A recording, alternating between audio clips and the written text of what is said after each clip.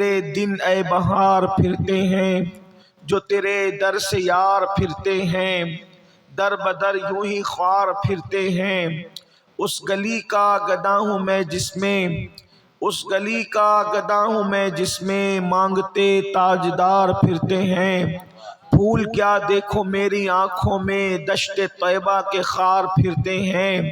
جان ہے جان کیا نظر آئے کیوں عدو گرد غار پھرتے ہیں۔ رکھیے جیسے ہیں خانہ زاد ہیں ہم مول کے عیب دار پھرتے ہیں۔ اور آہ کل عیش تو کیے ہم نے آج وہ بے قرار پھرتے ہیں۔ ہائے غافل وہ کیا جگہ ہے جہاں پانچ جاتے ہیں چار پھرتے ہیں۔ اور کوئی کیوں پوچھے تیری بات رضا تجھ سے کتنے ہزار پھرتے ہیں۔ آج کی یہ محفل فیضان تاج الشریعہ کانفرنس کے حوالے سے اصلاح عقائد و اعمال سے متعلق انعقاد پذیر ہے۔ سر شام سے آپ نے مجھ سے بہت بہتر با عمل اور اہل علم علماء خطبہ دانشور اور مفکرین سے ان کے خطابات سماعت فرما لیے ہیں، اور اب سردی کی اس طویل رات میں بلکہ رات کے آخری پہر میں آپ اور ہم سب یہاں پر موجود ہیں، لیکن میں آپ سب کی ہمت کو اور داد کو سلام پیش کرتا ہوں کہ رات کے آخری حصے میں بھی آپ ایسے جذبے کے ساتھ بیٹھے ہوئے ہیں کہ یوں لگتا ہے جیسے مغرب کی نماز کے بعد یہ مجمع یہاں موجود ہے۔ یقیناً جہاں بھی جاتے ہیں لوگ محبت دیتے ہیں، لیکن بعض علاقے والوں کی محبت مجھے ایسا لگتا ہے کہ آخری دم تک میرے سینے پر نقش رہے گی۔ ان میں سے ایک آپ کی محبت بھی ہے،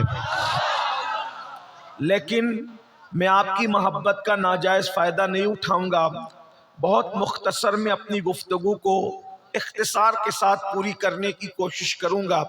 حالانکہ منتظمین محفل نے مجھے بہت سارے عناوین کی فہرست سنائی ہے، اللہ کی توفیق سے کوشش کی جائے گی کہ ان سارے عناوین کو سمیٹنے کی کوشش کروں۔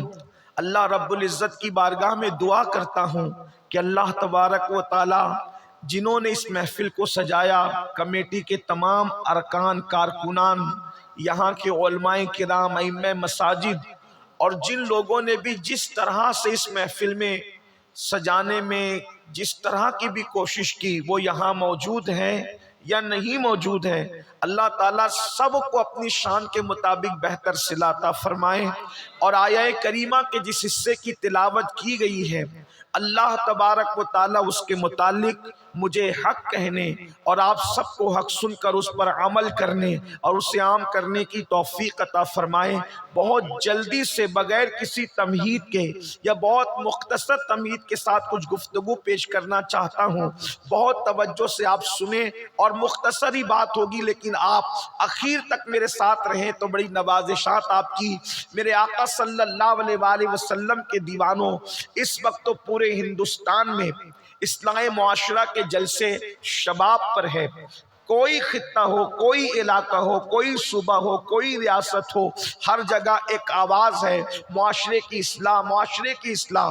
اور جتنے اصلاح معاشرہ کے جلسے ہو رہے ہیں، جتنی محفلیں ہو رہی ہیں، جتنے خطبہ اور علماء کی محنت ہو رہی ہے، اس سے زیادہ جرائم بڑھتے جا رہے ہیں۔ سدھرنے والوں کی تعداد کم ہے، بگڑنے والوں کی تعداد زیادہ ہے، سننے والوں کی تعداد زیادہ ہے، عمل کرنے والوں کی تعداد کم ہے۔ اللہ اکبر، لاکھوں کروڑوں روپے روزانہ اصلاح معاشرہ کے جلسے پہ خرچ تو ہو رہے ہیں، لیکن زندگیاں نہیں بدل رہی ہے۔ زندگیوں میں جیسا انقلاب آنا چاہیے ویسا انقلاب نہیں آ رہا ہے۔ ہر دن گناہ نت نئے انداز سے ہمارے دروازوں پہ صرف دستک نہیں دے رہے ہیں بلکہ ہمارے گھروں میں گھس چکے ہیں۔ وہ کون سا گناہ ہے جو مسلم معاشرے میں موجود نہیں؟ رونا روتے رہیے، راتیں گزر جائیں، لیکن بات کبھی ختم نہ ہو۔ مثال کے طور پر بے نمازی پن کا جرم اگر دیکھیں ہمارے معاشرے میں موجود ہے، جاہلوں کی بڑی تعداد دیکھیں ہمارے معاشرے میں موجود ہے، عورتوں کی بے پردگی کا معاملہ دیکھیں ہمارے معاشرے میں موجود ہے، چوریوں کا معاملہ دیکھیں ہمارے معاشرے میں موجود ہے۔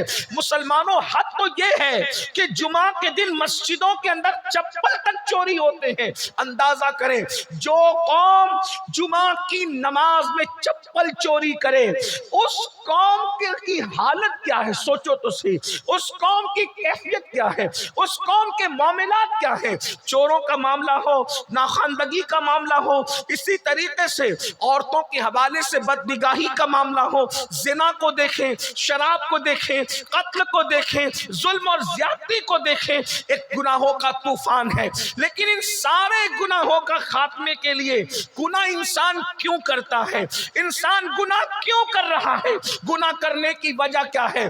تو مجھے جو بات سمجھ میں آتی ہے وہ یہ ہے، شاید انسان یہ بھول گیا کہ وہ دنیا کے اندر ہمیشہ رہنے کے لیے نہیں آیا۔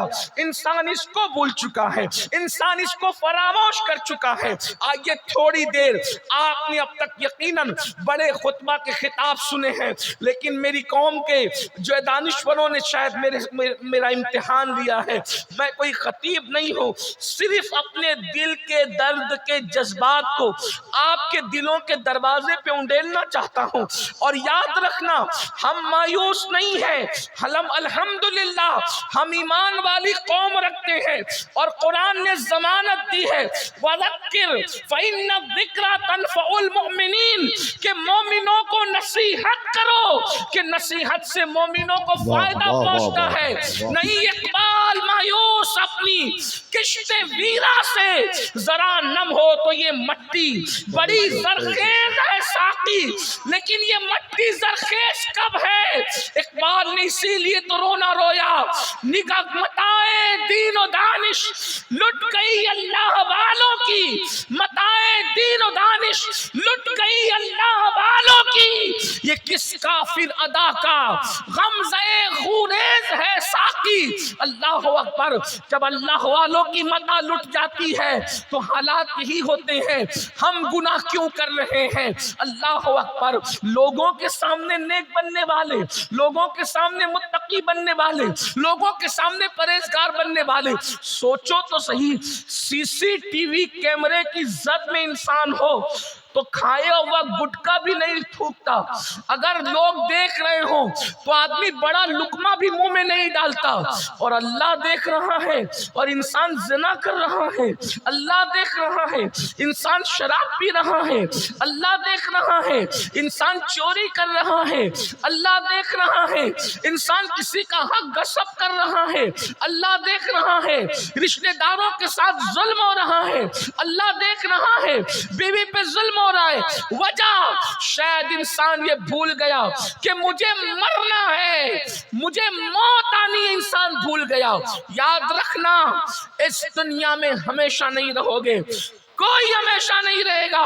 قرآن کہتا ہے کل من علیہا فان، سب فنا ہو جائیں گے، وَيَبْقَى وَجْهُ رَبِّكَ ذُو الْجَلَالِ وَالْإِكْرَامِ، اللہ کی ذات کے علاوہ کوئی باقی نہیں رہے گا۔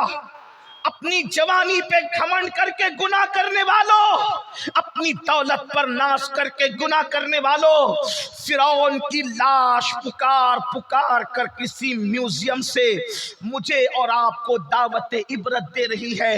جب کوئی خدا کے قانون کو پیروں تلے رون دیتا ہے، جب کوئی اللہ کے قانون کو پیٹ کے پیچھے ڈال دیتا ہے، تو میرا اللہ اس کو کیسے دعوت عبرت بنا دیتا ہے۔ آج تک فرعون کو قبر نصیب نہیں ہے، قبر۔ فرعون موت بھول گیا تھا، فرعون کو موت یاد نہیں تھی، اس نے دولت کے نشے میں، طاقت کے نشے میں موت کو بلا دیا تھا، اور آپ بھی وہ غلطی کر رہے ہیں۔ کب تک موت سے بچو گے؟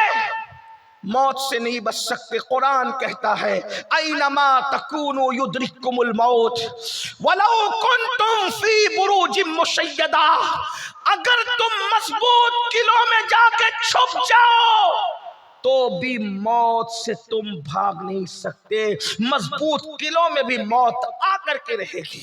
اپنی بہنوں سے بھی کہتا ہوں موت آئے گی، موت کو مت بھولو، اور مرنے کے بعد اپنی قبر میں اکیلے جانا ہے، نہ وہاں کسی کی دادا گیری چلے گی، نہ کسی کی بابا گیری چلے گی، نہ گنڈا گردی چلے گی، نہ بابا کوئی دادا گیری بابا گیری نہیں ہے وہاں صرف اور صرف ایمان کے بعد نیک اعمال کی کوشش ہے۔ اور اللہ نے بھیجا اس لیے ہمیں، دنیا میں آنے کا مقصد قرآن بیان کرتا ہے، الذی خلق الموت والحیات لیبلوکم ایکم احسن عملا، کہ ہم نے زندگی اور موت کو پیدا کر کے تمہارا امتحان لیا ہے کہ کون تھوڑی سی زندگی کو پا کر اچھا عمل کرتا ہے۔ تھوڑی سی زندگی کو لے کر کے آئے ہو، بہت تھوڑی زندگی بہت تھوڑی لے کر آئے ہو، بہت زیادہ زندگی نہیں اپنے پاس، بہت ٹائم نہیں اپنے پاس۔ اگر صوفیہ کے فلسفے کے تحت زندگی دیکھنا چاہے تو کتنی اپنی زندگی، اس کو فلموں کے لیے، زنا کی فلم کے لیے، عیاشی کے لیے، آوارگی کے لیے، ظلم کے لیے، زیادتی کے لیے رکھا ہے۔ کتنی ہے صوفیہ فرماتے ہیں فلسفہ موت حیات تو بس اتنا ہے، پیدا ہوئے اذان ہوئی اور مر گئے نماز ہوئی۔ حالانکہ فقہ کا اس سے کوئی تعلق نہیں ہے، اس اذان اور نماز کا فقہی، لیکن یہ صوفیہ کا فلسفہ زندگی بیان کرنے کا انداز ہے۔ کیا پیدا ہوئے اذان ہوئی کان میں، مر گئے نماز جنازہ۔ تو اذان اور نماز، بلکہ اذان بھی نہیں، اذان کے بعد اقامت بھی ہوگی، اذان کے بعد اقامت بھی ہو گئی، اور اقامت اور جماعت میں جتنا وقفہ ہوتا ہے بس اتنی اپنی زندگی۔ کتنی زندگی ہے اس زندگی کے لیے؟ اب سنو، یہ چند گھڑیوں کی زندگی، اس میں گناہ کرو گے تو نہ ختم ہونے والا عذاب سامنے ہے، اور اگر اس کو صحیح استعمال کر کے اچھا عمل کرو گے تو پھر ہمیشہ ہمیشہ کے لیے جنت کی نعمتیں ہیں، جنت کی بہاریں ہیں۔ اب آپ پر کرتے کیا ہو؟ اور پھر سنو، آسانی سے موت نہیں آتی، تھوڑی دیر ذرا موت کو سن لے کہ موت کیسے آتی ہے۔ موت کیسے آتی ہے؟ حضرت سیدنا عبداللہ ابن عمرو ابن عاص فرماتے ہیں کہ میں نے اپنے ابا حضرت عمرو ابن عاص سے پوچھا، بابا موت کے وقت کیسا لگتا ہے؟ جس گھاٹی سے آپ کو اور ہمیں گزرنا ہے، جس موت کو بلا رکھا ہے۔ حضرت عمرو ابن عاص سے جب ان کے شہزادے، وہ خود بھی صحابی ہیں، انہوں نے پوچھا بابا موت کے وقت کیسا لگتا ہے؟ تو حضرت عمرو ابن عاص فرماتے ہیں، بیٹا اگر کسی کے سینے پر زمین اور آسمان کو سمیٹ کے رکھ دیا جائے۔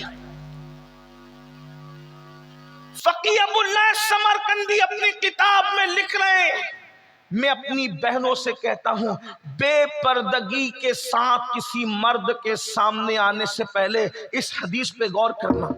میں اپنے بھائیوں سے کہتا ہوں جب نفس ورگلائے کسی عورت پر پاپ کی نظر ڈالنے کے لیے، وہ سوچنا کہ ہمیں کس گھاٹی سے گزرنا ہے۔ رشتہ داروں پہ ظلم کرنے سے پہلے سوچو کس گھاٹی سے گزرنا ہے۔ ماں باپ کی بد دعا لینے سے پہلے سوچو کس گھاٹی سے گزرنا ہے۔ کانوں میں ایئر فون لگا کر گانے سننے سے پہلے سوچو کس گھاٹی سے گزرنا ہے۔ سالن میں نمک زیادہ ہونے پر بیویوں پر ہاتھ اٹھانے اور ان کو طلاق کی دھمکیاں دینے سے پہلے سوچو کس گھاٹی سے گزرنا ہے۔ اللہ دور نہیں، ایک دن موت ہے، موت۔ عمرو ابن عاص کہتے ہیں جب انسان مرنے لگتا ہے تو اس کے سینے پر اتنا وزن رکھ دیا جاتا ہے، ایسا لگتا ہے کہ جیسے زمین اور آسمان کو سمیٹ کر اس کے سینے پہ رکھا گیا ہے۔ اگر چکی کا پتھر رکھ دیا جائے نا سینے پہ، کیا ہو؟ زمین اور آسمان کے برابر وزن کس کو کہتے ہیں؟ اگر یہ حدیث میں نہیں آتا تو شاید مجھے بولنے کی ہمت نہیں ہوتی۔ فقی لکھ رہے ہیں، حدیث پاک میں موجود ہے۔ تھوڑی دیر کے لیے تصور کرو کس گھاٹی سے گزرنا ہے، کس مقام سے گزرنا ہے۔ بڑی معذرت کے ساتھ میرے جوانوں، یہ شاعری کی دنیا الگ ہے اور حدیثوں کی دنیا الگ ہے۔ شاعری میں آدمی جو کہہ دے موت کے وقت جو ہوگا دیکھا جائے گا، یہ صحابہ کہہ رہے ہیں ارے چکی کا پتھر سینے پہ اگر کوئی بیماری کے وقت رکھ دیا جائے تو ہمارا کیا بنے گا؟ موت کے وقت زمین اور آسمان کے برابر وزن سینے پہ رکھا جاتا ہے، کیا بنے گا؟ کچھ تو سوچو، کچھ تو غور کرو۔ کسی عورت پر پاپ کی نظر ڈالنے سے پہلے کبھی سوچا ہوتا کہ ہمارا کیا بنے گا؟ زنا کے اڈوں کو آباد کرنے سے پہلے سوچا ہوتا ہمارا کیا بنے گا؟ لقمہ حرام کھانے سے پہلے سوچا ہوتا ہمارا کیا بنے گا؟ تاش کے پتے اور جوا کھیلنے سے پہلے سوچا ہوتا موت کے وقت جب اس گھاٹی سے گزریں گے کیا بنے گا؟ وہ موت جب زمین اور آسمان کے برابر وزن سینے پہ رکھا ہوتا ہے کیا ہوگا ان لوگوں؟ اور یہ بات میں آپ کو بتاؤں، یہ جو حدیث بیان ہو رہی نا، اس میں نیک اور گنہگار کا بھی فرق نہیں ہے، یعنی مطلقاً موت کے وقت جو دنیا سے جاتا ہے اس کو ہر ایک کو گزرنا پڑتا ہے۔ پھر یہ اور بات ہے کہ اللہ رسول کا کرم اگر ہو جائے، حضور جلوہ فرما اگر ہو جائے تو پھر آدمی کے لیے اس موت کی تکلیف ہلکی ہو جاتی ہے، لیکن اگر حضور نظریں پھیر لیں تو پھر موت سے بڑا عذاب کیا ہے؟ بات کی منزلیں تو بہت ہیں لیکن موت خود بہت بڑا عذاب ہے اگر حضور نظریں پھیر لیں۔ میری قوم کے جوانوں مجھے بتاؤ، جب ہمارے جوان جوا کھیلنے کو گناہ نہیں سمجھتے، حالانکہ روایت میں امام غزالی فرماتے ہیں جس نے جوا کھیلا گویا اس نے اپنے ہاتھوں کو سور کے خون میں رنگ لیا۔ یہ علماء کرام موجود ہیں، مشائخ موجود ہیں، آپ جو ہے ان سے مصافحہ کرتے ہیں، ہاتھ چومتے، کتنا شرف آپ پاتے ہیں کہ چلو بزرگوں سے مصافحہ کرے، علماء سے مصافحہ کرے۔ آپ کو پوچھتا ہوں اگر ہاتھ میں کیچڑ بھرا ہوا ہو، ہاتھ میں کیچڑ لگا ہوا ہو تو آپ عالم سے مصافحہ نہیں کر سکتے، پیر سے مصافحہ نہیں کر سکتے۔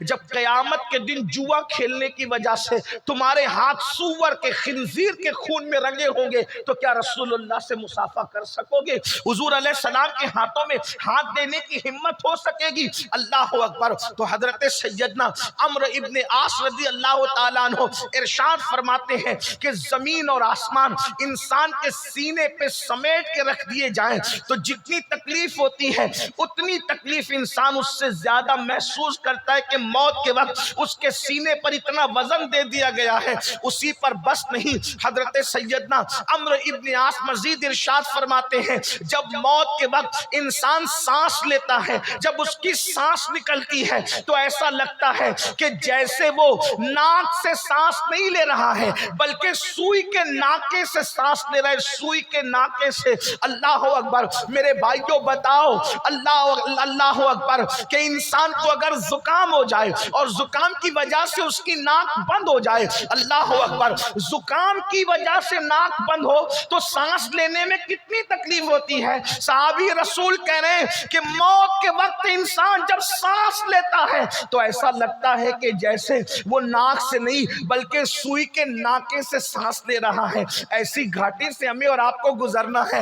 عمرو ابن عاص فرماتے ہیں اور جب انسان مرتا ہے تو اس کو کتنی تکلیف ہوتی ہے۔ ارشاد فرماتے ہیں کسی کے پیٹ میں ببول کا درخت اگا دیا جائے اور پیچھے کے مقام سے اس کو کھینچا جائے تو اس کا کیا بنے گا؟ عمرو ابن عاص فرماتے ہیں ایسی تکلیف موت کے وقت ہوتی ہے۔ پھر اپنے بیٹے سے کہتے ہیں عبداللہ اس سے زیادہ کیا بتائیں، موت کی تکلیف بیان نہیں ہو سکتی۔ اب میرے آقا علیہ السلام کے دیوانوں، میری قوم کے جوانوں، میری بھائی میری بہنوں، مجھے بتاؤ اس گھاٹی سے گزرنا ہے، پھر بھی انسان ظلم کرے گا، پھر بھی انسان گناہ کرے گا، پھر بھی انسان برائیاں کرے گا۔ بتائیے نا کتنے گناہ ہیں۔ کسی کا حال یہ ہے کوئی ماں کا دل دکھا رہا ہے، اللہ اکبر، نوجوان آج کے لڑکے اور لڑکیاں اللہ ماں باپ کو بھیک مانگنے پہ مجبور کر رہے ہیں، کوئی دھکے دے کے کے ماں باپ کو گھر سے نکال رہا ہے، کوئی ماں کو بہن کے گھر پہنچا رہا ہے، کوئی ماں سے کہتا ہے کیا تیرے اور بچے نہیں ہیں، میں ہی تجھے پالوں، کوئی باپ کو کہتا ہے بس کرو، تمہاری بیماری پہ خرچ کرتے کرتے میں تھک گیا ہوں، مجھے بتاؤ۔ اللہ اکبر، نادانو اچھی طرح سے سن لو، ماں باپ اس نعمت کو کہتے ہیں، اس نعمت کو کسی کے خوبصورت چہرے کو دیکھ کر وہ ثواب نہیں ملتا جو ماں باپ کے جھری پڑے ہوئے چہروں کو دیکھ کے ملتا ہے۔ میرے آقا فرماتے ہیں جس نے ماں باپ کے چہرے کو محبت کی نگاہ سے دیکھا اللہ اس کو مقبول حج کا ثواب عطا فرماتا ہے۔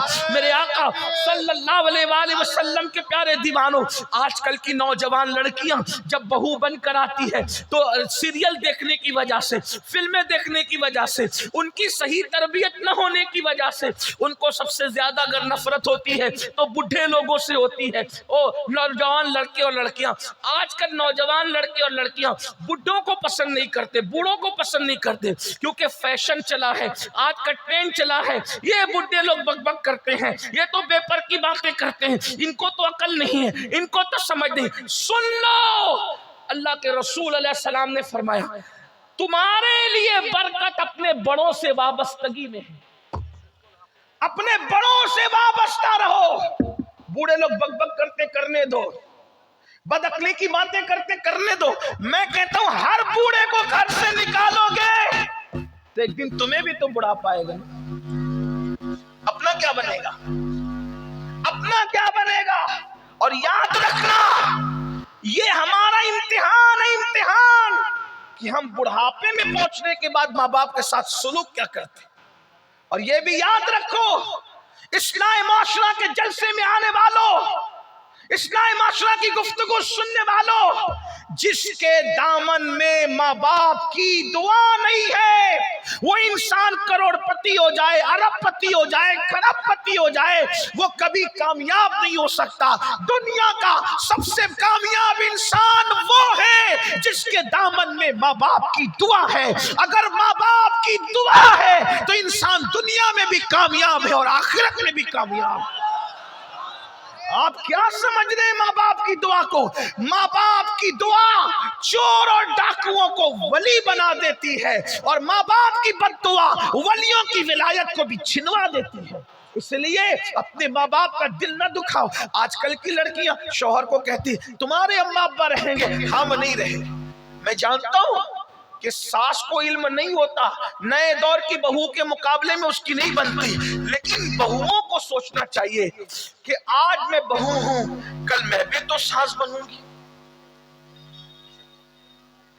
آج کسی کا بیٹا میرا شوہر بنا ہے، کل میرا بیٹا کسی کا شوہر بنے گا۔ اور ایک بات یہ یاد رکھنا، اللہ کے رسول نے فرمایا کما تدین تدان، کما تدین تدان، تم جیسا کرو گے تمہارے ساتھ ویسا ہی کیا جائے گا۔ اگر تم نے کسی کا بیٹا چھین کر کسی عورت کو ویران کیا، تمہارا ایک نہیں دو چھینا جائے گا۔ جتنا تم کسی کو ستاؤ گی اس سے زیادہ کوئی تمہیں ستائے گا۔ ساس بہو کے جھگڑے آج گھر گھر ہے، اور ہر بہو چاہتی ہے کہ میری ساس سسر میرے ساتھ نہ رہے، میں آرام سے رہوں۔ میری بہن آج تو کسی کی ماں کو کسی کے بیٹے سے دور کرے گی، جدائی پیدا کرے گی، اللہ قیامت کے دن تجھے سزا دے گا، لیکن اس سے پہلے دنیا میں تیری گود خالی ہوگی میری بہن۔ میں بطور بددعا نہیں کہہ رہا ہوں، آگاہ کرنے کے لیے کہہ رہا ہوں۔ یاد رکھنا اللہ کے رسول نے فرمایا کما تدین تدان، تم جیسا کرو گے تمہارے ساتھ ویسا کیا جائے گا۔ اور جب آج تم کسی کو دکھ دو گی ساس کی شکل میں، کل تمہاری بہویں بھی تمہیں دکھ دے، خدمت کرو ان کی۔ وہ بک بک کرتی ہے تو برداشت کر لو ماں سمجھ کر۔ آئیے چلیے ایک میں نسخہ پیش کر دوں، ساس بہو کا جھگڑا ختم کیسے ہو۔ بہت آسان نسخہ میرے پاس، بہت آسان۔ اس میں پہلے ایک واقعہ بتاؤں گا، آپ کو سمجھ میں آئے گا نسخہ کیا ہے، توجہ کرنا۔ لیکن بہنوں سے کہتا ہوں اپنے شوہر کو اس کی ماں سے الگ مت کرو، کیونکہ تمہاری جنت تمہارا شوہر ہے اور تمہارے شوہر کی جنت اس کے ماں باپ ہے۔ وہ بیوی کبھی بھی عقل مند نہیں ہے جو اپنے شوہر کو اپنے ماں باپ سے الگ کرے۔ اپنے شوہر کو جہنمی مت بناؤ، مت بناؤ جہنمی۔ یہ چند دن ہے گزار لو، اور ایک بات یاد رکھنا، شوہر بیوی جو وہ ساس بک بک کرتی ہے، تکلیف دیتی ہے، مصیبت دیتی ہے، آپ اس سے پیار کرو. دیکھو سب سے پیار کرنا سیکھو. میں آپ سے بھی کہتا ہوں محبت کرنا سیکھو.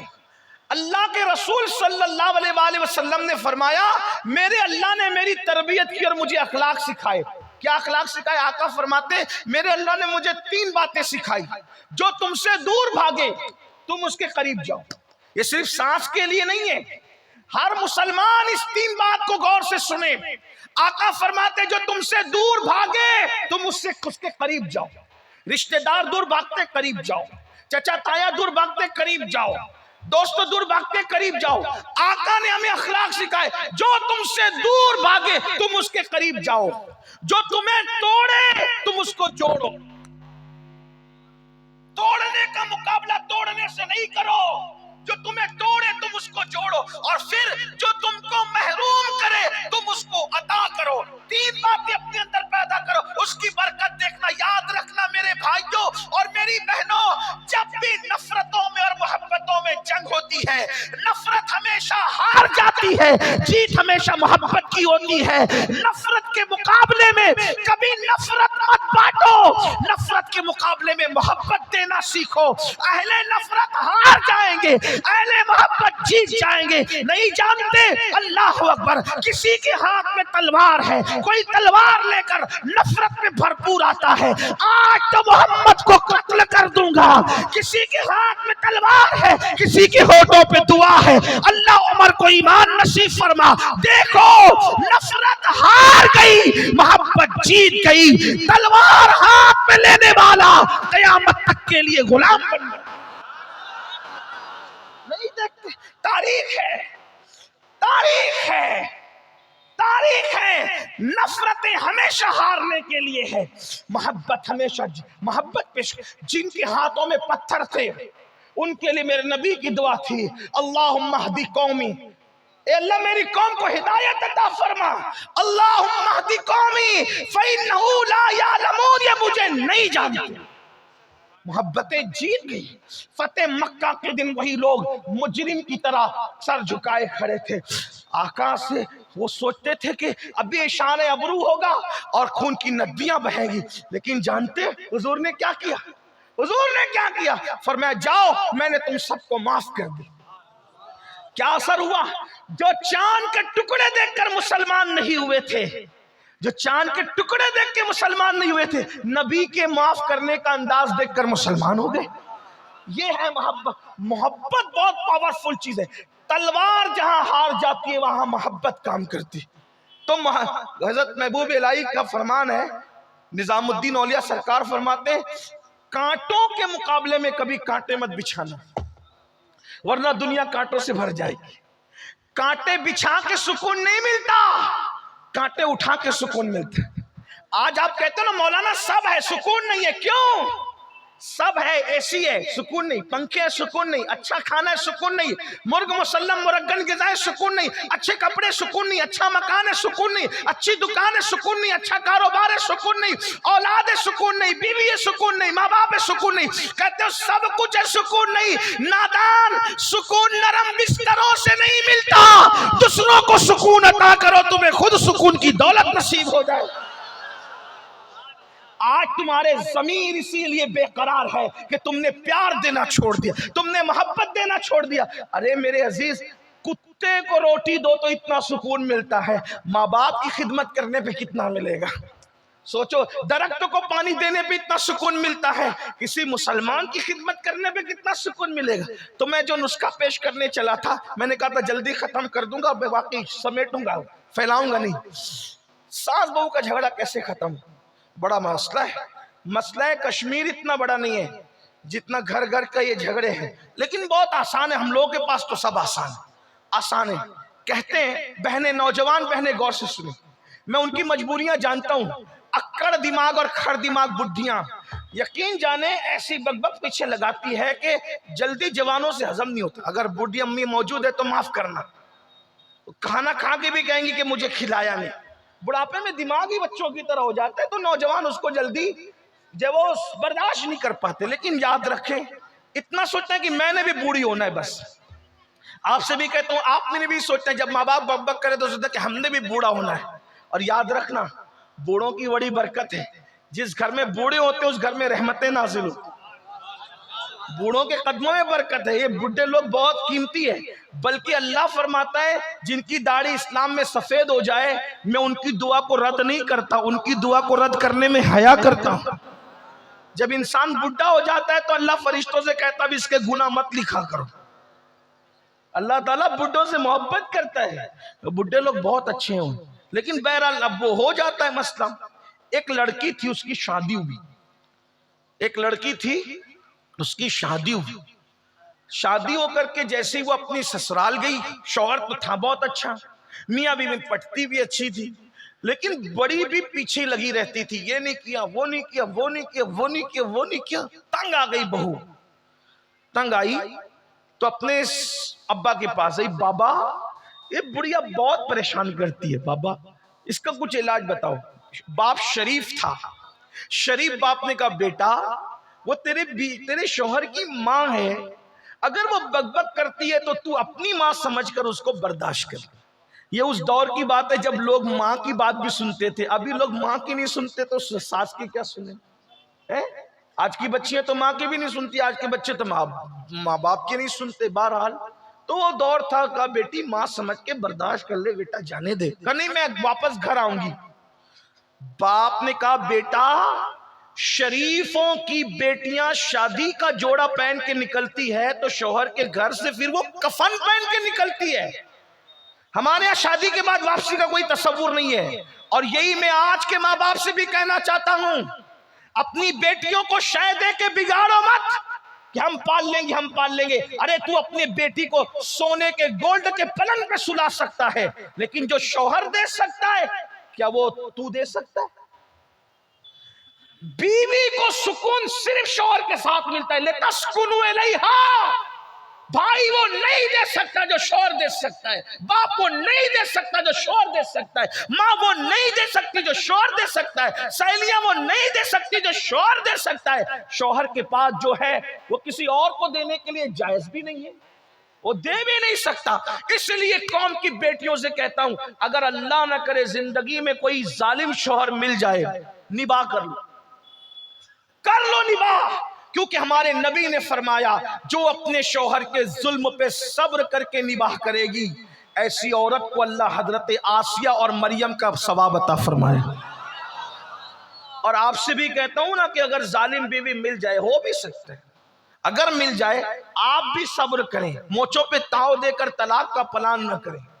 طلاق مرد لوگ نہیں دیتے، نامرد دیتے ہیں.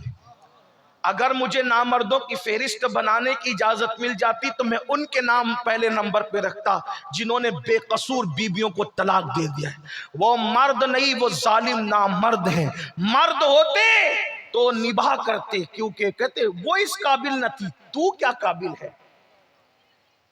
ارے ناقابل کو قابل بنانا یہی تو قابل لوگوں کی نشانی ہے.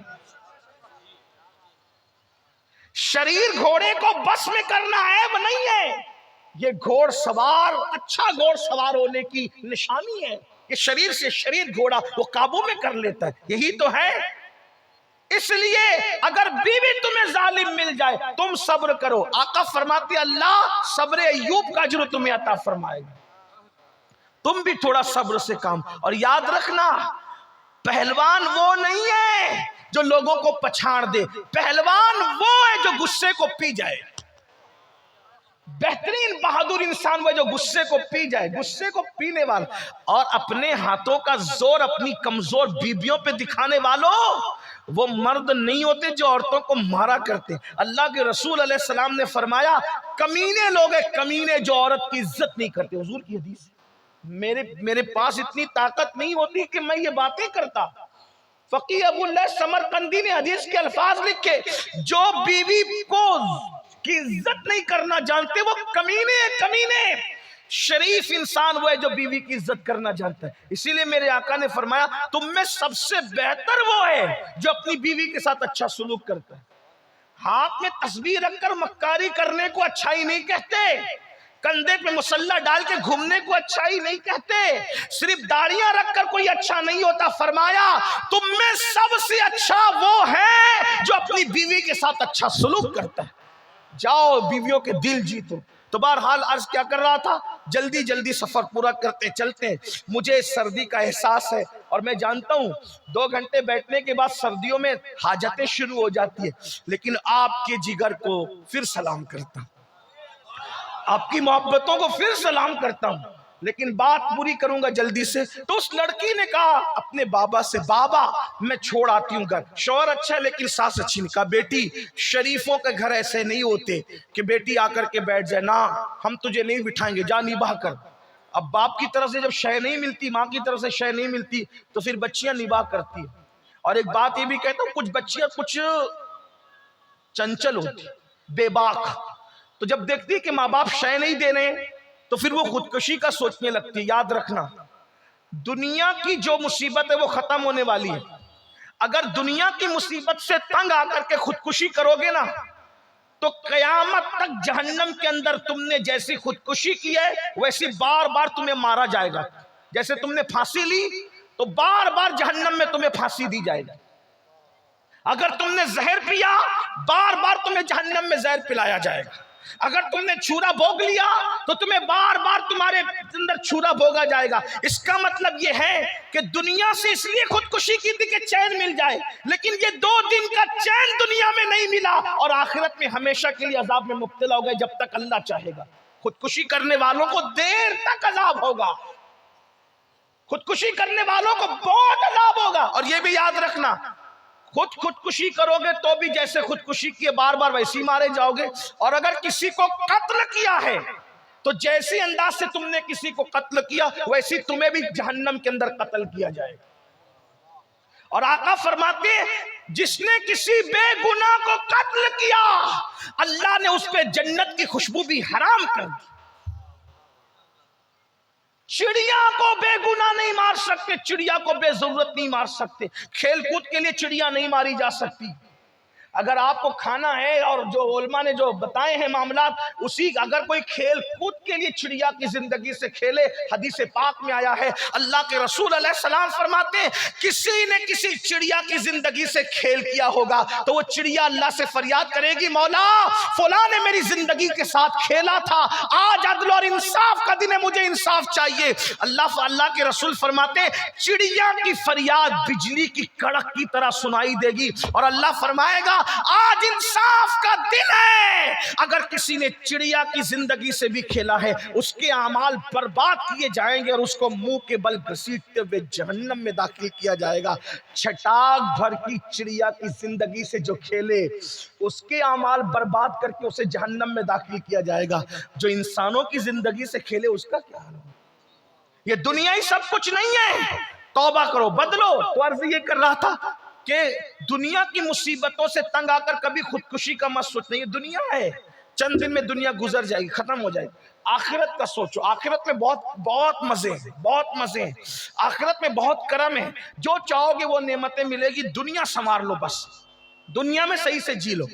تو اس لڑکی نے سوچا ابا تو شے نہیں دے رہے، ابا تو میری مدد نہیں کر رہے، تو اس لڑکی نے کیا کیا، اس کے ابا کے گہرے دوست تھے ایک حکیم صاحب، اور وہ واقعی حکیم تھے، یعنی ایسی آلو چالو بازاری آدمی نہیں، وہ واقعی حکیم تھے۔ حکیم یعنی حکیم کس کو کہتے ہیں سمجھتے ہو نا، وہ جڑی بوٹی کی دوائیں وغیرہ بناتے ہیں، وہ لوگ اس دور میں بہت پڑھے لکھے ہوتے تھے، دوائیں بنانا بھی جانتے تھے، حکمت کی باتیں کرنا بھی جانتے تھے۔ تو بچپنے سے چچا چچا کہتی تھی، ابا کے گہرے دوست تھے، سوچا ابا مدد نہیں کریں چچا کے پاس چلو۔ وہ حکیم صاحب کے پاس گئی، کہنے لگی چچا جان ساس بہت ستاتی ہے، ظالم، گالیاں دیتی ہے، تکلیف پہنچاتی ہے، مصیبت کھڑی کرتی ہے۔ ابا کو شکایت کی، ابا شکایت قبول کرنے تیار نہیں، اماں کو شکایت کی، اماں شکایت قبول کرنے تیار نہیں۔ اب چچا ایک کام کرو نا، آپ دوا بنانا جانتے ہو نا، تو ایسی کوئی دوا بناؤ میں بڑھیا کو کھلا دوں تو بڑھیا مر جائے، اس کا قصہ ختم ہو جائے۔ حکیم صاحب واقعی حکیم نے کہا ہاں صحیح کہا بیٹی، بہت صحیح بات، لیکن تیرا روز اس سے جھگڑا ہوتا ہے، تیری ساس، اگر بڑھیا اچانک مرے گی تو لوگوں کو شک ہوگا نا کہ بہو نے مار ڈالا۔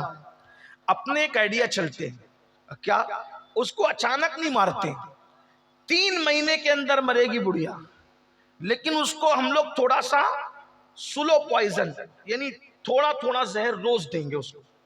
3 مہینے کی میں پڑیا بنا دیتا ہوں، کھانے میں زہر دینا، لیکن لڑنا مت ورنہ پھر شک ہوگا کہ بہو نے مارا. تو کرنا کیا؟ کہا 3 مہینے تک تجھے صبر کرنا ہے. تو کیا؟ کہا کہ بڑھیا کے پیر دبانا، اس کے سر میں تیل ڈالنا، کنگھی کرنا، اس کے کپڑے دھلنا، اس کو کھانا کھلانا، اتنا پیار کی ایکٹنگ کر کہ ایسا لگے کہ تو اس کی بیٹی ہے. تو ہوگا کیا؟ جب وہ مر جائے گی زہر سے تو تیرے اوپر کسی کو شک بھی نہیں آئے گا کہ تو نے مارا ہے.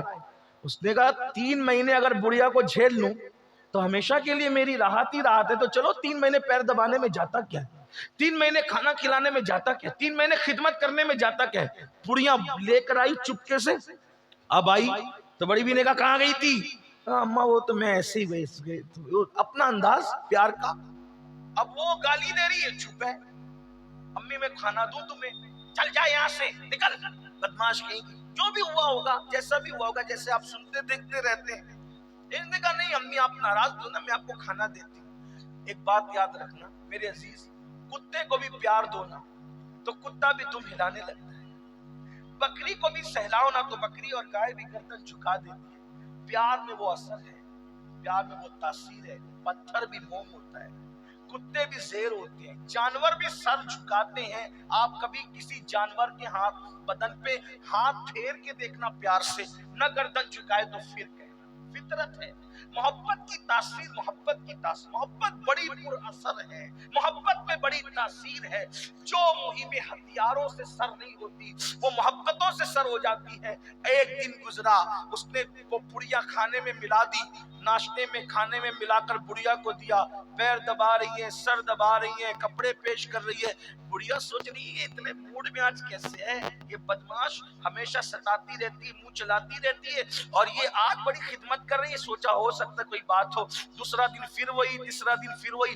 بہو کے دماغ میں چل رہا ہے 3 مہینے خدمت کرو، ہمیشہ کے لیے چھٹی پاؤ.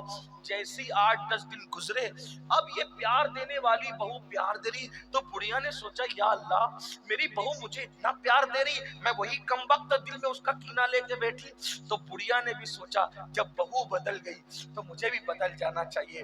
اب وہ دونوں میں پیار ہو گیا، جھگڑا ختم ہو گیا، محبت ختم ہو گئی. 8-10 دن میں یہ ہوا تو بہو جو ہے وہ ساس کو ماں کی طرح لگنے لگی، اور بہو ساس جو ہے وہ بہو کے لیے بہو جو ہے وہ ساس کو بیٹی کی طرح دکھنے لگی. اب وہ ساس بہو ایک دوسرے کے بغیر رہ نہیں رہے، ادھر محبت ہوئی تو ادھر بھی محبت ہو گئی.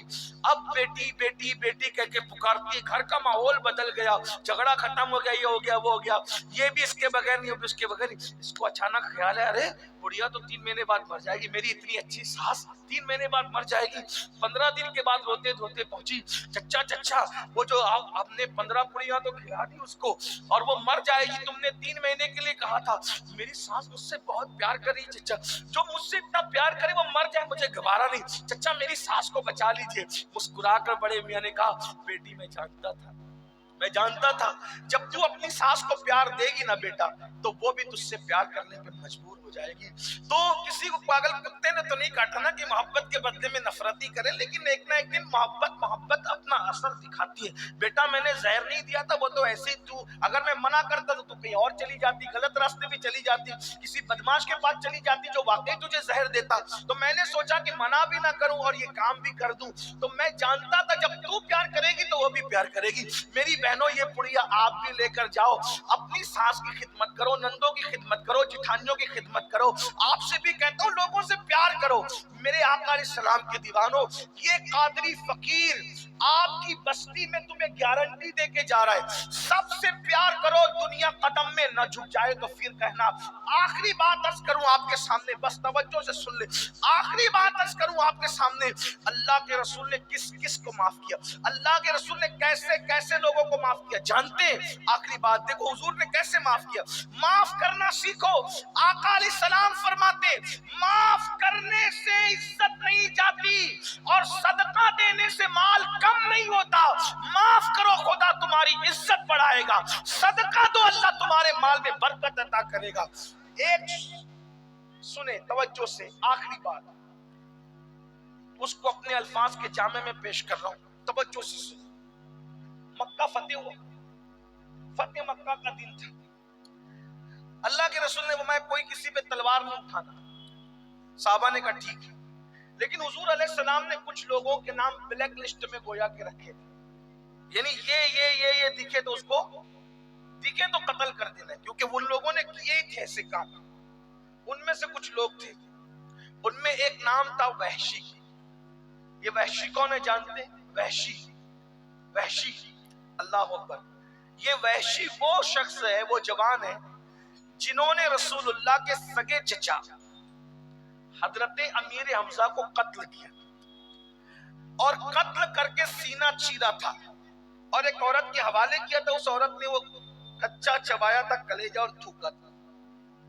کان کاٹے تھے، ہونٹ کاٹے تھے، ناک کاٹے، انگلیاں کاٹی تھی. لیکن یہ بات یاد رکھیں، جن لوگوں نے بھی ایسا کیا بعد میں وہ مسلمان ہوئے اور حضور نے ان کو معاف کیا.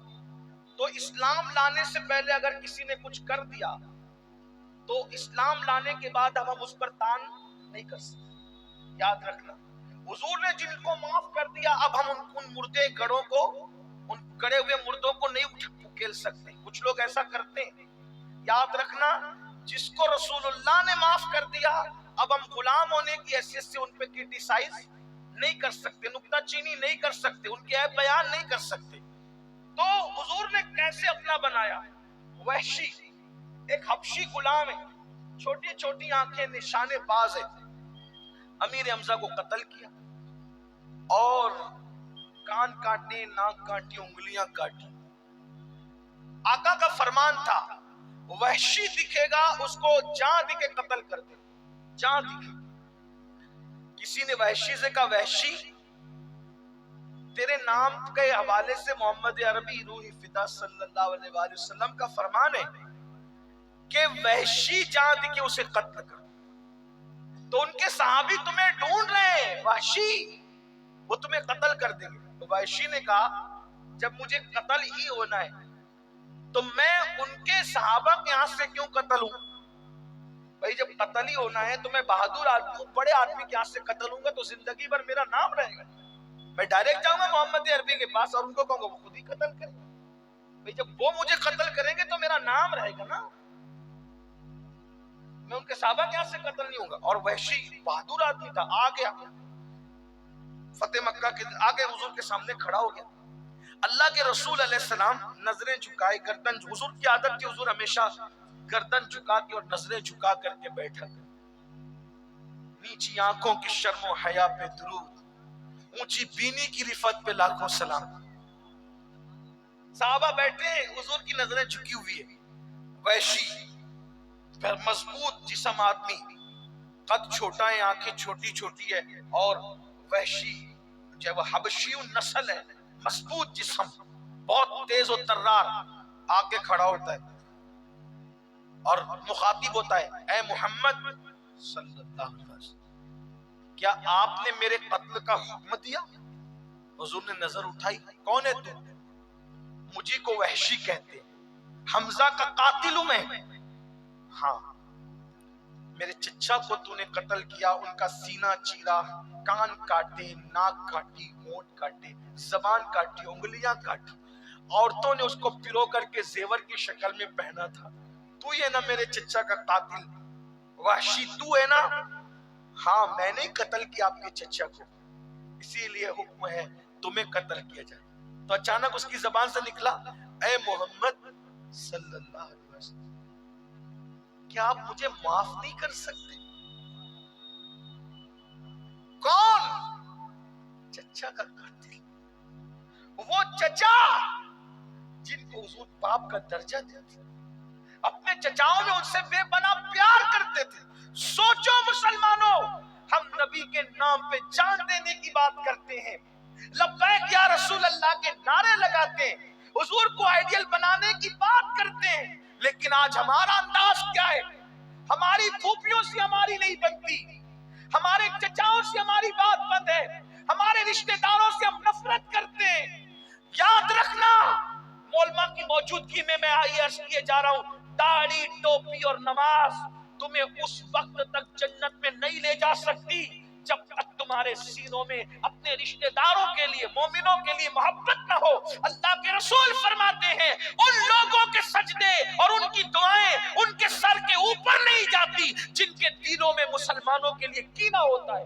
اپنے دلوں کو جھانک کے دیکھو، چچاؤں کے لیے کینہ، بڑے ابو کے لیے کینہ، دادیوں کے لیے کینہ، بھائیوں کے لیے کینہ، بھابھیوں کے لیے کینہ، اور سجدوں پہ گھمنڈ کرنے والوں، تمہارے سجدے تمہارے منہ پہ مارے جا رہے ہیں۔ قیامت کے دن جب اللہ کی عدالت میں کھڑے ہوں گے، مخجران قوم ملت کہلانے والوں، حاجی نمازی کہلانے والوں، داڑھی ٹوپی والے کہلانے والوں، یہ دنیا میں تو تمہیں ٹائٹل مل گئے، لیکن جب اللہ کی عدالت میں کھڑے ہوں گے تو تمہارا نیکیوں کا دفتر زیرو ہوگا، زیرو۔ اس دن پچھتاؤ گے، میں نے تو حج بھی کیا تھا، عمرے بھی کیے تھے، زکاتیں بھی دی تھی، نمازیں بھی پڑھی تھی، کہاں گئی میری نیکیاں؟ لکھی نہیں گئی۔ تو کہا جائے گا بندے کیا تجھے یاد نہیں؟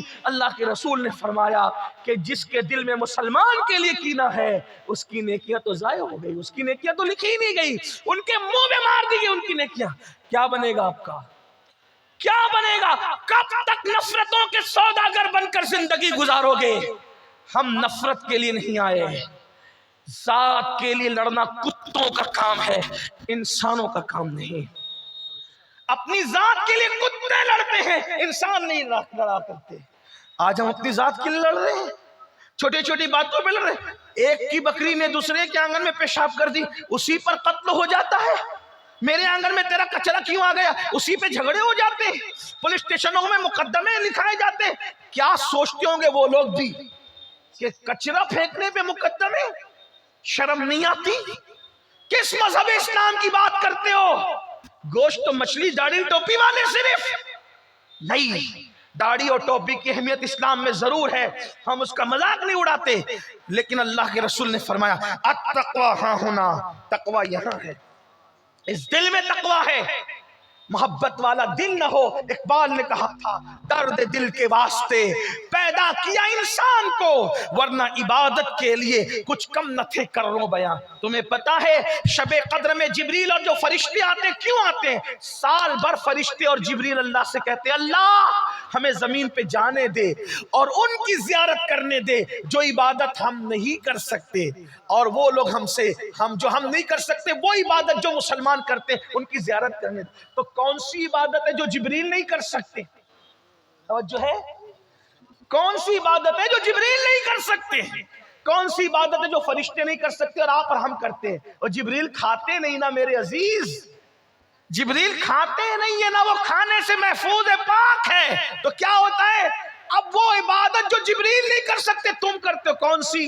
بھوک مجھے لگی ہے، کھانا میرے پاس ہے اور میں نے وہ کھانا کسی اور کو کھلا دیا، یہ کام جبریل نہیں کر، فرشتے نہیں کر سکتے نا، کیونکہ فرشتے تو کھانے سے پاک ہیں۔ کوئی بیمار تڑپ رہا ہو اس کے سرانے جا کر تم اس کو تھپکیاں دیتے، یہ کام فرشتے نہیں کر سکتے۔ کوئی مصیبت زدہ آئے تم اس کی مصیبت دور کر دیتے ہو، اپنی ضرورت کو کچل کر اس کی مصیبت دور۔ یہ وہ عبادتیں ہیں جو فرشتے نہیں کرتے، وہ تم کرتے ہو، یہ اس کو درد دل کہتے ہیں۔ درد دل کے واسطے پیدا کیا انسان کو، ورنہ عبادت کے لیے کچھ کم نہ تھے کر لو بیاں۔ ایسی عبادت کرنے والوں کے لیے فرشتے زمین پہ آتے، ان کی زیارت کرنے کی۔ اس کو علامہ اسماعیل حقی نے لکھا ہے۔ اور بھی عبادتوں کا مفہوم ہے، میں اس کا منکر نہیں ہوں، لیکن یاد رکھنا تو عرض کیا کر رہا تھا؟ وحشی نے کہا اے محمد روحی فدا صلی اللہ علیہ وسلم، کیا آپ مجھے معاف نہیں کر سکتے؟ سوچو رحمت للعالمین کی عدالت میں ایک مجرم قتل کا، وہ بھی چچا کے قتل کا، اور وہ کہتا ہے کہ آپ مجھے معاف نہیں کر سکتے؟ تو میرے آقا نے کیا کہا پتہ ہے؟ بغیر توقف کیے رکے ہوئے ہاں میں تمہیں معاف کر سکتا ہوں، بالکل تمہاری معافی ہو سکتی ہے۔ معافی ہو سکتی کہاں؟ ایک شرط ہے۔ کہا کیا؟ کلمہ پڑھ کے مسلمان ہو جاؤ میں تمہیں معاف کر دوں۔ یہ اسلام ہے۔ اچھا اب وہ وحشی دماغدار ذہین آدمی کا کلمہ پڑھوں گا تو کیا ہوگا؟ کہا کہ کلمہ پڑھے گا تو تیرے سب گناہ معاف ہو جائیں گے، سب جرم معاف ہو جائیں گے اور اللہ تجھے جنت دے گا۔ کہا کلمہ پڑھ لوں گا آپ معاف کر دیں گے، اگر آپ کا اللہ معاف نہیں کرا تو آپ معاف کر دیجئے نا، کلمہ پڑھنے سے آپ کا اللہ معاف نہ کرے تو؟ حضور کیا فرماتے ہیں؟ میں ضمانت دیتا ہوں وحشی جب میں معاف کروں گا تو میرا اللہ بھی معاف کر دے۔ چچا کے قاتل کے ساتھ یہ سلوک کیا، اس کو معافی کی ضمانت دی جا رہی۔ اللہ رب العزت کے حوالے سے کہا جا رہا ہے کہ میں ضمانت دیتا ہوں کہ اللہ تجھے ضرور معاف کرے گا۔ یہ ہے حضور کا کردار۔ ہمارے پاس کیا ہے؟ آئیے، اگر آپ سے کوئی معافی مانگتا ہے معاف کیجیے، باپ کا قاتل بھی معافی مانگے معاف کیجیے، اور اگر آپ معاف نہیں کرتے، اللہ کے رسول نے فرمایا جو دنیا میں معافی مانگنے والوں کو معاف نہیں کرے گا، قیامت کے دن اللہ اس کو معاف نہیں کرے گا۔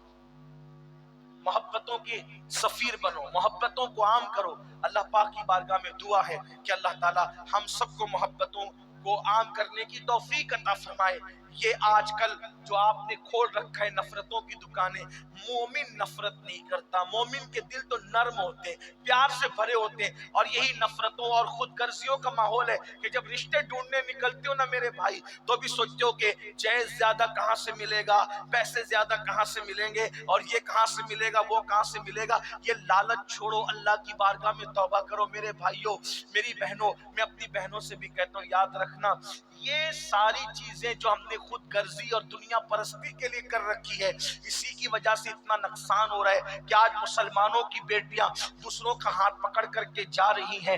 آج یہ ہے کہ بچیاں مرتد ہو رہی ہیں۔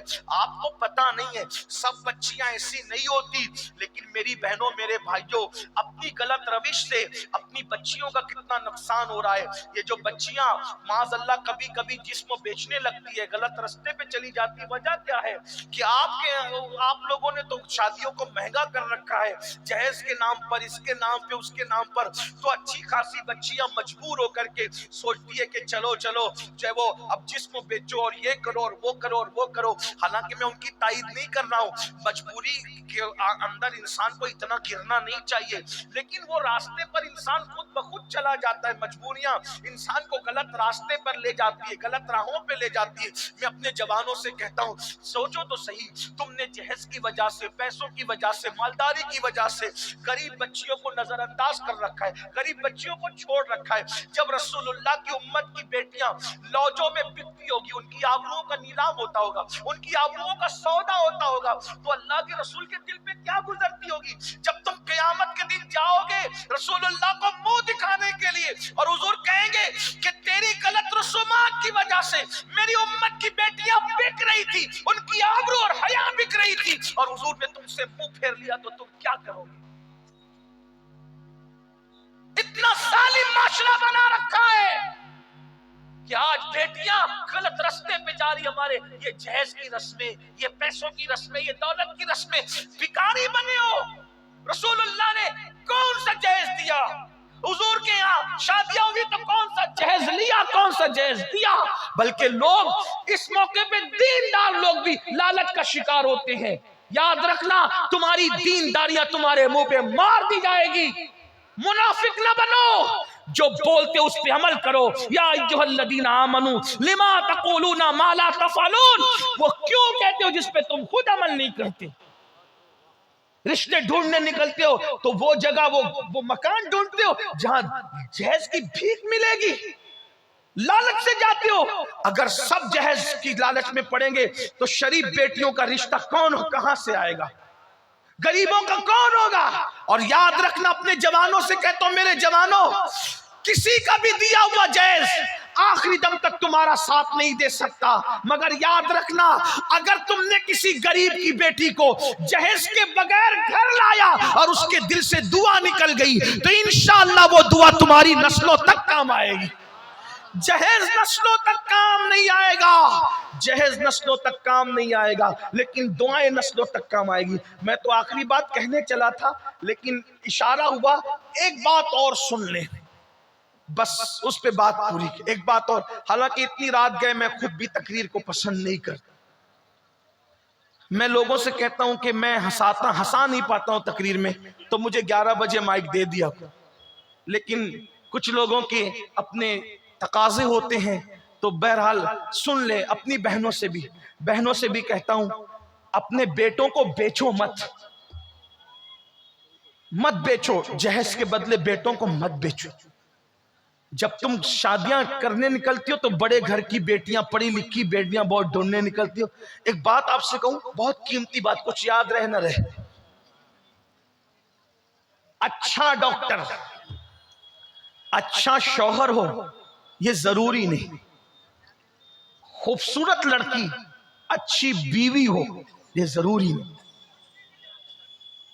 اچھا مقرر اچھا شوہر ہو ضروری نہیں، اچھا وکیل اچھا شوہر ہو ضروری نہیں، اچھا ٹیچر اچھا شوہر ہو ضروری نہیں، اچھی مدرسہ اچھی بیوی ہو ضروری نہیں۔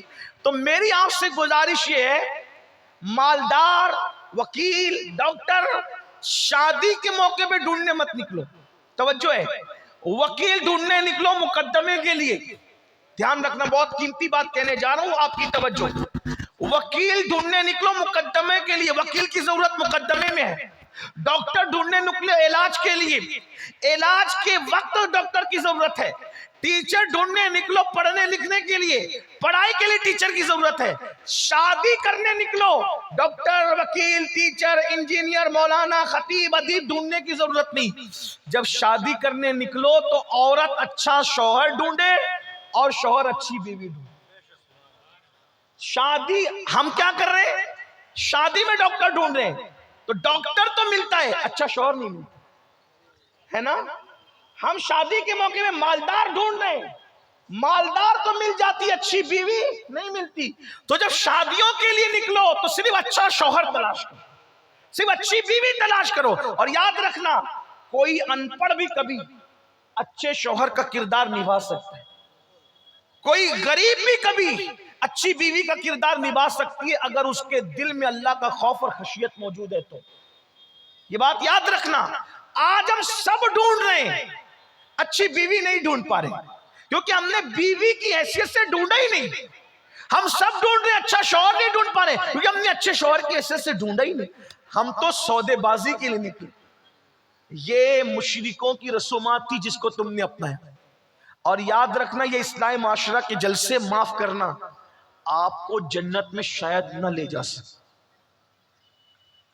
کیونکہ آپ نے تو اپنے معاشرے میں مشرکین کی رسومات داخل، یہ جہیز کا مانگنا لینا دینا ہمارے مذہب میں کہاں ہے کہ اپنے مذہب میں بتاؤ، ہمارے مذہب میں تو یہ کہ ایک سیب کھانے پر شادی ہو جاتی ہے اور وہ بھی بطور سزا سنایا جاتا ہے، اندھی ہے لنگڑی ہے لولی ہے نا، یہی کہا جاتا ہے نا، اور وہ نوجوان اس سزا کو سزا کے طور پہ بخوشی قبول کرتے ہیں۔ اگر سیب کی معافی اسی پر ہے کہ اندھی بیوی چاہیے لنگڑی چاہیے لولی چاہیے سب لے لیں گے، لیکن قیامت میں سیب کا جواب کون دے گا، ہے نا؟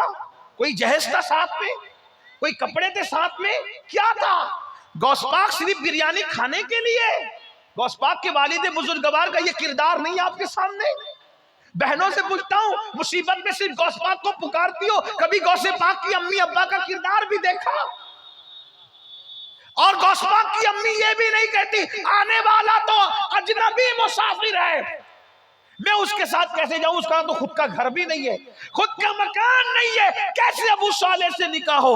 لیکن وہ سوچتی ہے خود کا مکان ہو نہ ہو لیکن اللہ سے اتنا ڈرنے والا ہے کہ ایک سیب کی سزا کے طور پہ قبول کر رہا ہے کسی کو۔ یہ ہوتے کردار، یہ دین، یہ مذہب ہم کہاں ہے؟ تو بات میں جو کرنے چلا تھا اختتام پہ ہوئی کہ مجبوریاں غلط رستے پہ ڈالتی ہے بیٹیوں کو بیٹوں کو۔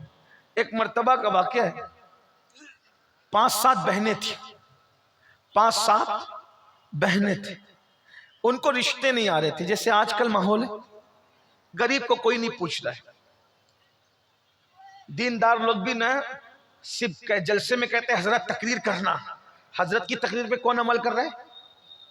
دیندار لوگوں کے یہاں بھی جب بڑے گھر دیکھے جاتے ہیں تو کہتے ہیں آپ نے تو کہا تھا تقریر تو آپ ہی نے کروائی تھی نا مولانا سے، اب آپ جب وہ مالدار گھرانہ کیا کروں حضرت میری بیوی نہیں مان لی، وہ اتنا فرما بردار ہو گیا تو بیوی کا پوری زندگی اپنی چلاتا رہا اور اب مالدار گھر میں رشتے کے لیے بیوی کو ہار بنا لیا، یہی ہوتا ہے نا، یہ سب ہوتا ہے، یہ سب جھوٹ ہے، مکاری فریب ہے۔ جہیز کیوں مانگ رہے ہو؟ بیوی نہیں مان رہی ہے، بیوی کی کتنی مانی تو نے؟ آج سب کچھ ملکہ بیوی کو بنا دیا، جھوٹ ہے۔ گھر کی شادیوں میں غلط رسمیں کرتے ہو، عورتیں نہیں مان رہی گھر کی، تو عورتوں کی پوری زندگی تم منواتے رہے اور آج شادی کے موقع پہ اتنے بے بس ہو گئے۔ اس کا مطلب آدمی ایک دوسرے کے پیچھے چھپتا ہے، جھوٹ بولتا ہے انسان، اللہ کا خوف جا رہا ہے دلوں سے، وہ سوچتا ہی نہیں کہ اللہ دیکھ رہا ہے، مجھے مرنا بھی اللہ کو جواب بھی دینا ہے۔ بہرحال تو کئی بہنیں تھی بڑی بہن نے دیکھا کہ کسی بہن کو نہ مجھے رشتہ آتا نہ میری بہنوں کو آتا ہے، بڑی خوبصورت، باپ کو کینسر کا مرض ہو گیا، ماں بیمار رہتی ہے، سوچا یا اللہ باپ کو کینسر ہو گیا، ماں بیمار رہتی ہے،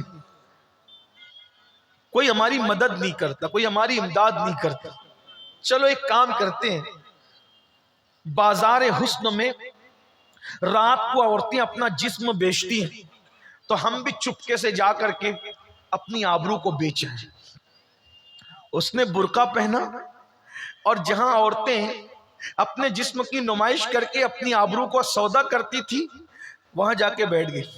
غریب کی بیٹی تھی، اس کے پاس میک اپ کرنے کا کوئی سامان بھی نہیں تھا، لیکن اتنی خوبصورت تھی، کیونکہ اللہ کے یہاں حسن دینے کے لیے امیر اور غریب کا فرق نہیں ہوتا، اللہ جس کے گھر چاہتا ہے خوبصورت بچے پیدا کر دیتا ہے۔ بہت مالدار ایسے جن کے گھر میں اتنے خوبصورت نہیں ہوتے جتنے غریبوں کے یہاں ہوتے ہیں، کبھی امیروں کو مالدار خوبصورت بچے دیتے، کبھی غریبوں کو اس کی عطا ہے۔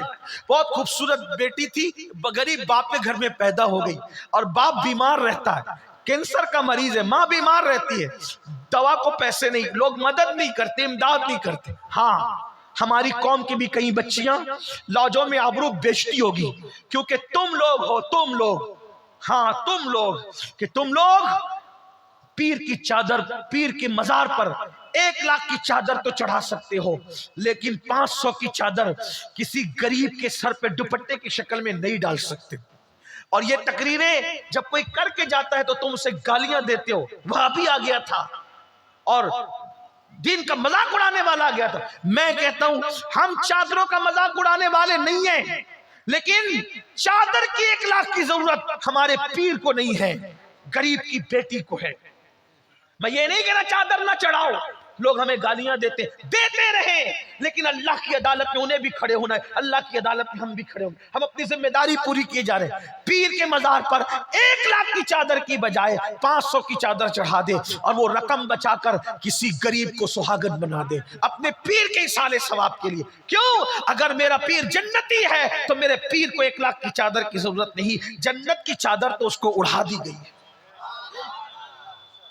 ہاں لیکن تم نہیں کرو گے، مجھے معلوم ہے، اس لیے کہ تم مفت کی جنت لینا چاہتے ہو۔ نکلو، اصل دین کو پہچانو۔ ہاں تم یہ ضرور کرتے ہو، عرس پر قوال اور قوالن کو بلاؤ گے تو ہزاروں لٹا دو گے ان ظالموں پر، لیکن اگر وہی اسکول کی فیس کے لیے تمہیں کوئی مانگنے کے لیے آئے تو تمہیں موت آتی ہے، موت۔ اسکول کی فیس دینے میں بھی ثواب ملے گا، کیسے اسکول کی فیس دیں کسی غریب کی؟ قوال اور قوالنوں پر 35,000 ہزار تمہارا ایک سٹیا لٹا دیتا ہے۔ اور اس کی محفل میں پیر کے نام پر غریب کی اگر فیس بھر دیتے، ایک غریب کو پڑھانے کی ذمہ داری لے لو، اس کی 7 نسلیں سدھر جائے گی۔ آپ کہتے ہو اسکول کی فیس بھرنے میں بھی مولانا ثواب ہے، ارے نادان، جب چڑیا اور کتے کو پانی پلانے پہ ثواب مل سکتا ہے تو کسی مسلمان کے بچے کو پڑھانے پہ ثواب کیوں نہیں مل سکتا؟ مرنے کے بعد لوگوں کو کاندھا دینے کی بجائے جیتے جی کاندھا دینے کی کوشش کرو، ایسا مت کرو، اصل دین سیکھو۔ بتاؤ ہم اپنے مذہب میں قوال اور قوالن کے مقابلے میں کوئی تصور ہے؟ اپنے مذہب کی تعلیم تو یہ کہ عورت بلند آواز سے قرآن نہیں پڑھ سکتی کہ مردوں کے کانوں تک پہنچے۔ جو مذہب عورت کو بلند آواز سے قرآن پڑھنے کی اجازت نہیں دیتا کہ مردوں کے کانوں تک پہنچے، اس مذہب میں قوالن کو بلا کر عرس میں وہ بھی کیا تصور ہے؟ شرم کرو، اللہ کو جواب دینا ہے، مرنا ہے تمہیں، ایسی محفلوں میں شرکت مت کرو۔ لیکن میں یہ بھی جانتا ہوں تم جلسوں میں جتنے آتے ہو نا اس سے زیادہ ان خرافات کی محفلوں میں جاتے ہو۔ علماء کہتے ہو تو تم مانتے نہیں ہو، اس لیے کہ کلکتہ، ممبئی، دلی اور سعودی اور دبئی کے سیٹھیے اپنی مرضی چلانا چاہتے گاؤں میں آ کر، وہ علماء کی نہیں ماننا چاہتے۔ لیکن یاد رکھنا، دولت کے غرور اور گھمنڈ میں اللہ کے قانون کو پیٹ کے پیچھے ڈالنے والوں، جب وہ فرعون کو دریا میں غرق کر سکتا ہے تو تیری دولت کی اوقات کیا ہے؟ جب وہ لنگڑے مچھر سے نمرود کو ہلاک کر سکتا ہے تو تیری دولت کی اوقات کیا ہے؟ اس لیے یاد رکھنا، دولت کے گھمنڈ میں اللہ کے قانون کو پیٹ کے پیچھے مت ڈالنا، ورنہ اللہ برباد کرے گا۔ جو اللہ دینا جانتا ہے وہ اللہ چھیننا بھی جانتا ہے۔ تو میں عرض کر رہا تھا، بات اختصار ختم کرتے، اس لڑکی نے سوچا میرے باپ کو کینسر ہے کوئی مدد نہیں کرتا، ماں بیمار ہے کوئی مدد نہیں کرتا، بہنوں کو رشتے نہیں آتے کوئی مدد نہیں کرتا۔ تو کیا کیا اس نے؟ کہا چلو جسم ہی بیچ لیں، باپ کے لیے دوا کا انتظام تو ہو جائے گا۔ بڑی دردناک ہے یہ صورتحال، غریب کے پاس تو آبرو اور غیرت ہی ہوتی ہے، اگر وہ بھی بک جائے تو پھر غریب کے پاس رہ کیا جاتا ہے نا۔ میرے آقا نے غریبوں سے بہت محبت کی، آج ہمارے دلوں میں غریبوں کے لیے کوئی محبت نہیں۔ ہم تو مسافے بھی امیر اور غریب دیکھ کر کرتے ہیں، ہم تو جنازوں میں بھی امیر اور غریب دیکھ کر جاتے ہیں، ہم تو دعوتوں میں بھی غریب اور امیر دیکھ کر جاتے ہیں۔ بڑی معذرت کے ساتھ اگر غریب بیمار پڑے تو اس کا کوئی پرسان حال نہیں، مالدار بیمار پڑے تو دور دور سے لوگ اس کی خیریت پوچھتے۔ یاد رکھو مسلمانوں، میرے نبی امیر اور غریب کا فرق مٹانے آئے تھے۔ سرکار غوث پاک نے اللہ سے عرض کیا مولا میں تجھے کہاں ڈھونڈوں؟ تو الہام ہوتا ہے عبد القادر تو مجھے غریبوں میں تلاش کر، تو مجھے وہیں پہ پالے۔ آج ہم نے کیا کیا؟ بڑی معذرت کے ساتھ دین کو بانٹ دیا امیر اور غریبوں میں۔ ہمارا مذہب امیر غریب کی تقسیم کا نام نہیں، ہمارا مذہب تو صرف انسان اور انسان کے لیے۔ ہمارا مذہب تو محبت دینے میں مسلمان اور کافر کی بھی بات نہیں کرتا، جو انسان ہے اسلام اس کو پیار دیتا۔ خواجہ ابو الحسن خرقانی فرماتے ہیں کہ اسلام تو بھوکے کو کھانا کھلانے کی بات کرتا ہے، مسلمان کو نہیں، صرف جو بھوکا ملے کھانا کھلا۔ یہ اپنا مذہب ہے۔ ایک مرتبہ ابراہیم علیہ السلام کے پاس ایک آتش پرست مجوسی آیا، اس نے کہا مجھے کھانا چاہیے، کہا تیرا مذہب کا مجوسی ہو، کہا جا نہیں کھلاتا۔ اللہ نے فوراً وحی فرمائی ابراہیم تو نے کھانا نہیں کھلایا، مولا وہ مجوسی تھا، کافر تھا، میرا بندہ تو تھا نا ابراہیم، میری مخلوق تو تھا نا، اتنے برسوں سے میں کھلا رہا ہوں، تو نے ایک وقت کا نہیں کھلایا۔ حضرت ابراہیم علیہ السلام اٹھے، اس مجوسی کافر کے پیچھے دوڑے، بلا کے لے چل ادھر رکھا۔ کہا اب کیوں آئے ہو؟ کہا اللہ نے مجھ پہ وحی کی، میرا بندہ تو ہے نا، کافر ہے مگر میرا بندہ ہے، تو نے کھانا کیوں نہیں کھلایا؟ تو مجوسی نے کہا کہ جو میرا اللہ میرا اتنا خیال کرتا ہے پھر میں اس کی بغاوت کیوں کروں، کلمہ پڑھا اسلام میں داخل کر۔ بھائیو یہ اپنا مذہب ہے، لیکن ہم تو مسلمان کو پیار نہیں دے رہے، دوسروں کو کیا پیار دو؟ ہاں جو اسلامی حدود ہے وہ ہے، اپنی جگہ ہے، لیکن پیار کھانا کھلانا، پیار دینا، اخلاق سے پیش آنا، اس میں حضور علیہ السلام نے مذہب میں بھی کوئی تفریق نہیں فرمائی۔ کتوں کو پانی پلانے پہ بھی جنت ملی، چڑیوں کی جان بچانے پہ بھی جنت ملی، رستے سے تکلیف دینے والی چیز ہٹانے پہ بھی جنت ملی۔ کہاں ہو مسلمانوں؟ اپنے مذہب کو پڑھو، رسومات کے ارد گرد صرف مت پھرو، دین پڑھو، علماء سے دین سیکھو۔ تو وہ لڑکی نے سوچا باپ کی بیماری ہے، کوئی مدد ہی نہیں کرتا، کوئی امداد ہی نہیں کرتا، کیا کیا؟ برقع اوڑھ کر گئی اور بازار حسن میں بیٹھ گئی۔ پورے بازار حسن میں سب سے خوبصورت وہی لڑکی تھی، لیکن خدا کا کرنا، اللہ کی شان، جو آتا اس کے قریب آتا تو ایسا لگتا کہ قدرتی طور پہ اس کی نظر جھک جاتی اور آگے بڑھ جاتی۔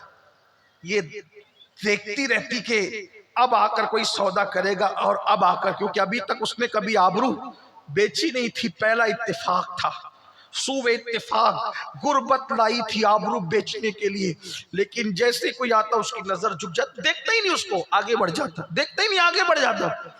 شام سے لے کے رات تک، آدھی رات تک بازار حسن سجا رہا، ہر آنے والا عیاش آیا اور اپنی پسند کی ایک ایک اٹھا لے گیا، لیکن اس کو کوئی نہ لے گیا۔ پھوٹ پھوٹ کے روئی، اور ظاہری ناکامی پر اور حقیقت میں کامیابی پر پھوٹ پھوٹ کے روئی۔ باپ کی بیماری کے علاج کے لیے آبرو بیچنے آئی تھی، سو وہ بھی نہ بکی۔ مجھ سے کم حسین عورتوں کو لوگ لے گئے، لیکن مجھے دیکھا تک نہیں۔ آدھی رات ہو رہی تھی، بلکہ آدھی رات بھی گزر چکی تھی، گھر میں ہنگامہ تھا۔ ماں اپنی بیٹیوں سے پوچھ رہی تھی تیری بہن کہاں ہے؟ باپ بے ہوش ہو رہا تھا تیری بہن کہاں ہے، بتاؤ کہاں ہے؟ کوئی جواب نہیں دے رہا تھا۔ آدھی رات کے بعد دروازے پہ دستک ہوئی، باپ کا کلیجہ کانپ گیا، ماں کے ہاتھوں پر کپ کپی تاری ہوئی، بہنوں نے دروازہ کھولا تو آئی اور آ کر کے جیسے ہی باپ سے لپٹی، باپ نے کہا کم نصیب کہاں چلی گئی تھی؟ آدھی رات تک تو غائب کہاں تھی؟ کہاں چلی گئی تھی؟ تو گئی کہاں تھی؟ جلدی بتا۔ تو بیٹی نے باپ سے پھوٹ پھوٹ کر روتے ہوئے کہا ابو ضرور بتاؤں گی، لیکن پہلے مجھے معاف کر دو ابو، پھر بتاؤں گی۔ کہا بتا کہاں گئی تھی؟ کہا بابا آپ کی بیماری کے لیے محلے میں، علاقے میں، گاؤں میں کوئی ہماری مدد نہیں کرتا، آپ کی بیماری کو پیسے مانگتے تو کوئی امداد نہیں کرتا، تو میں نے سوچا کہ بہنوں کی شادی ہو جائے گی، آپ کا علاج ہو جائے گا، میں اپنی آبرو بیچ کر کچھ پیسے کما لوں گی تو میں علاج کر سکوں گی آپ کا، بہنوں کی شادی۔ باپ کی آنکھیں پھٹ گئی، غریب حیا سے پانی پانی ہو گیا۔ تو کہا پھر کیا ہوا؟ کہا بابا پھر کیا ہوا؟ گئی تو تھی بازار حسن میں اپنے آبرو کا سودا کرنے۔ باپ نے کلیجہ پکڑا، ہائے اللہ! لیکن بابا آپ کی بیٹی کے قریب جو بھی آتا نظریں جھکا کر چلا جاتا، کسی نے میری آبرو کا سودا نہ کیا۔ باپ کی جان میں جانے اللہ تیرا شکر ہے۔ جیسے اللہ کا شکر ادا کیا تو کہا بیٹی اللہ کی قسم تو سچ بول رہی ہے، تو آدھی رات تک بیٹھی نا، انشاءاللہ اگر زندگی بھر بھی بیٹھتی تو کوئی تجھے تاک کر نہ دیکھتا، تیری آبرو کا سودا نہ کرتا۔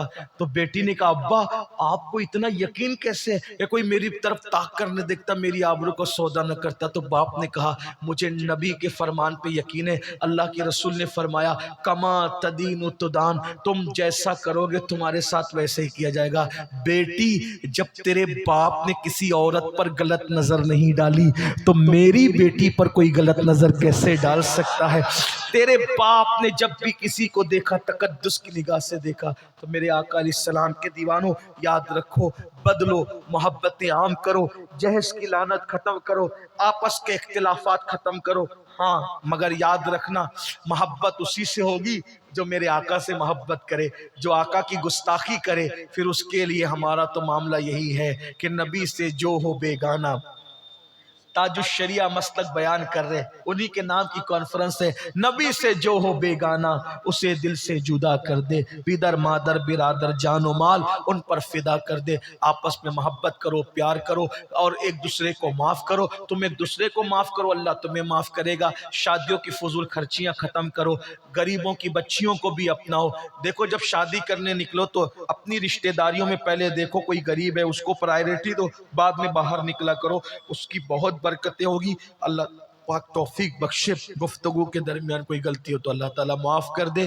استغفر اللہ ربی ان ربی لغفور رحیم وما علینا الا البلاغ۔ السلام علیکم ورحمۃ اللہ وبرکاتہ۔